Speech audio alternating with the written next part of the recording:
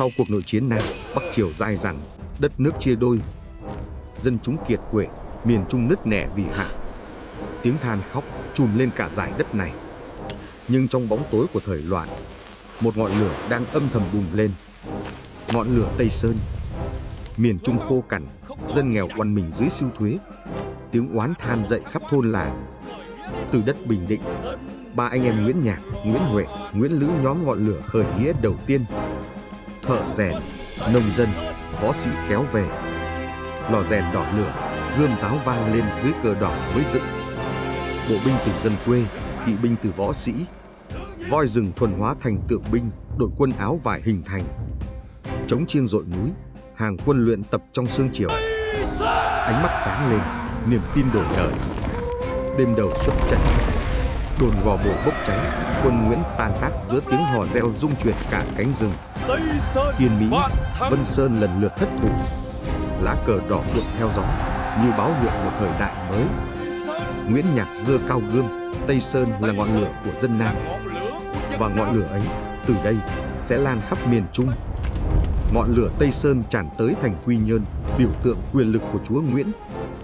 Nguyễn Nhạc, Nguyễn Huệ chia ba cánh quân, vây từ rừng và biển, siết dần vòng kìm sắt. Một vạn quân đối đầu đạo binh gấp đôi. Đêm buông, chống lệnh vang dội như sấm trên biển. Cánh Bắc quốc nghi binh, khói mù che trời. Voi chiến gầm vang, Nguyễn Huệ dẫn chủ lực đánh thẳng cổng Nam.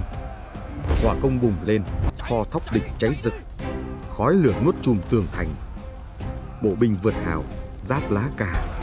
Cờ đỏ thấm máu, chống trận vang rền từng nhịp. 2 ngày sau, cổng thành Quy Nhơn sụp đổ. Ngọn cờ Tây Sơn tung bay giữa tro tàn. Khắp thành trì vang lên tiếng reo mừng. Chiến thắng này như tiếng chuông báo hiệu sự trỗi dậy của áo vải dân Nam. Nguyễn Nhạc lập đại bản doanh tại Quy Nhơn, mở cơ nghiệp dựng nước. Quân chia ba đạo, Nhạc giữ Quy Nhơn, Huệ trấn Phú Yên, Lữ án Bắc Bình Định chống quân từ Quảng Ngãi.